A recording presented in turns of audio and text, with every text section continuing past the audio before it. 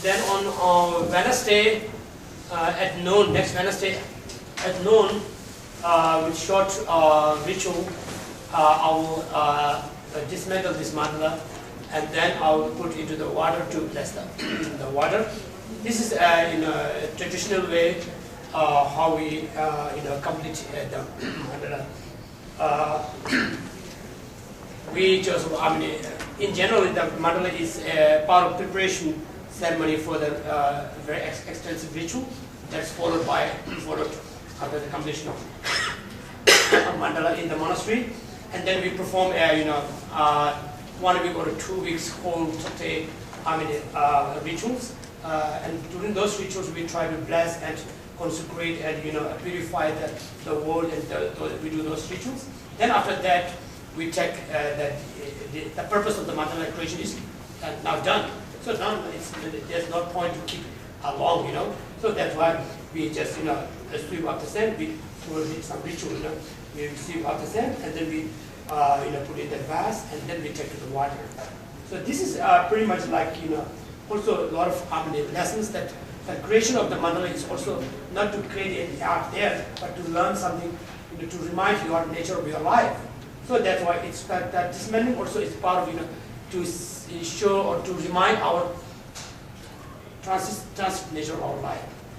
We are guests here on this planet. We come, we live for a while, and we go. We are not forever.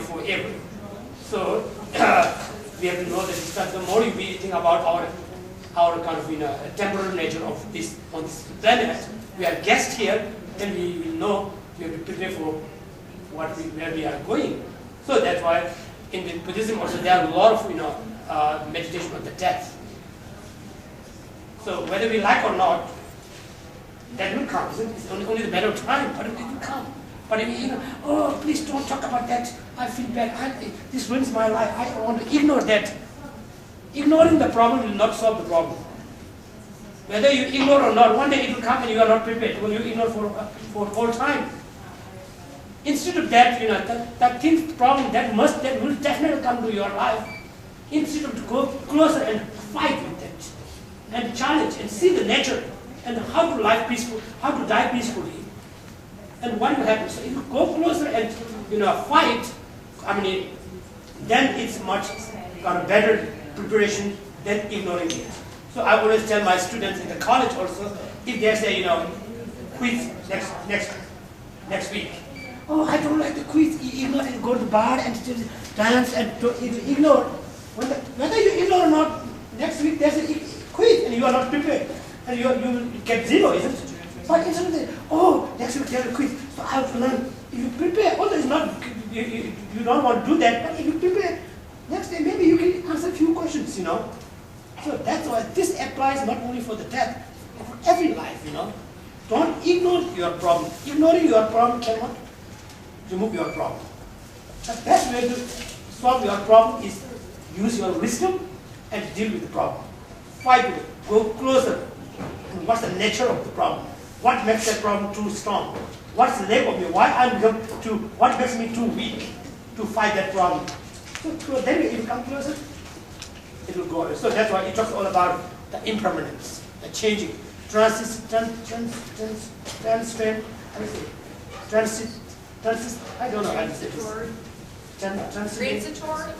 nature of our life. Yep. So that's why this every day, so there's many different meditation on death. So each and every day, we meditate on death. Actually, we die every moment, isn't it?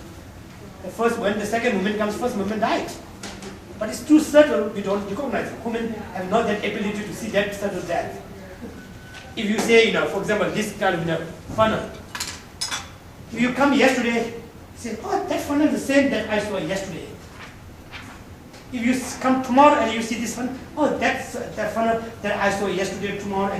But if you look carefully, that funnel that you saw yesterday is not there at all. It's already gone. How? Because, according to the scientists, not from the Buddhists, scientists, human body, every cell and every particle of the human body changed within 7 years. Not a single particle of the human body particle will remain after 70 years. Every cell.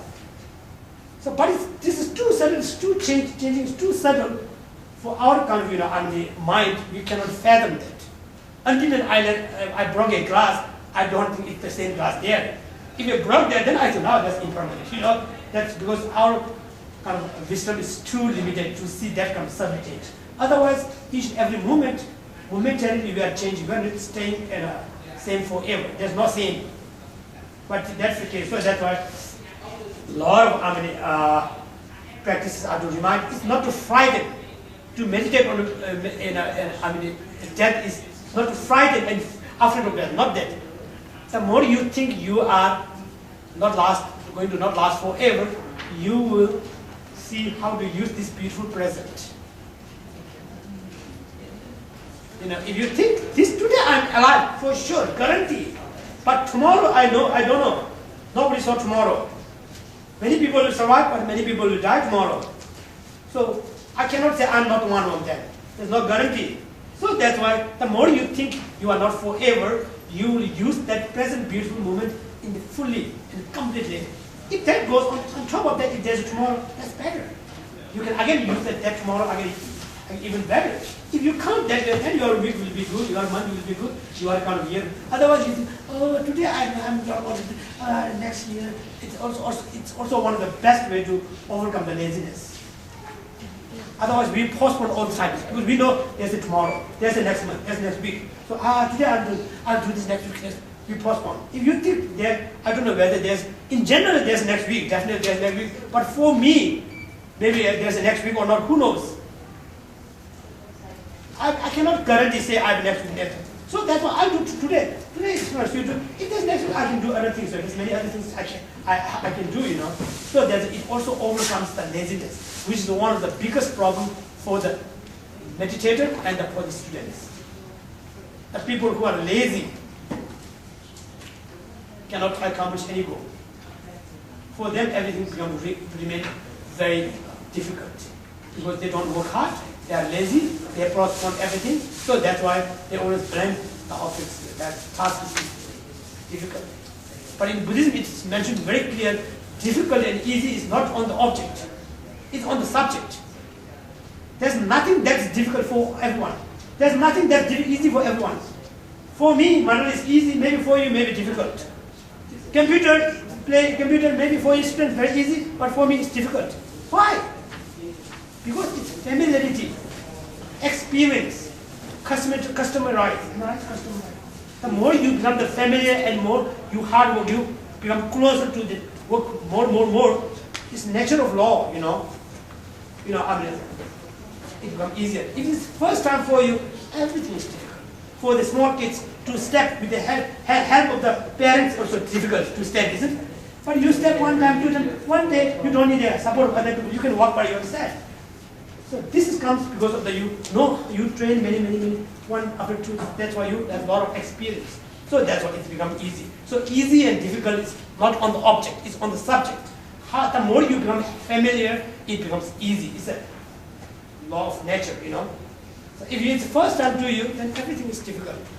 For myself, one time I had a friend in Larchmont in New York, and she said, tomorrow, Tenzin, he has a lot of nieces and nephews. So she asked me, Tenzin, tomorrow my nieces and nephews are coming. They are 7, 8, 9 years old, okay? So they are going to ice skating. So do you want to go? I said, okay, that's good. I've never ice skated, so I'll go there. So when we get there, these kids are very excited, and they wear the shoe that, ice skating shoe, sharp shoe, and they just go on the ice, without any help, they just, run all the way. Then they asked me, then you want to try? I said, oh, if this is easy for these kids, then I can do easily. So they put me in the shoe. As soon as I step on ice, I cannot stand there. Without 2 people support, I cannot stand there.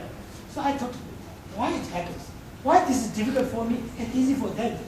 They did many times. This is my first time, so that's why easy. So if I want to make this easy, transform this difficult to easy, I should do more. All the time. Then one day it will, after 1 year, 2 years, 3 years, it will become easy for me.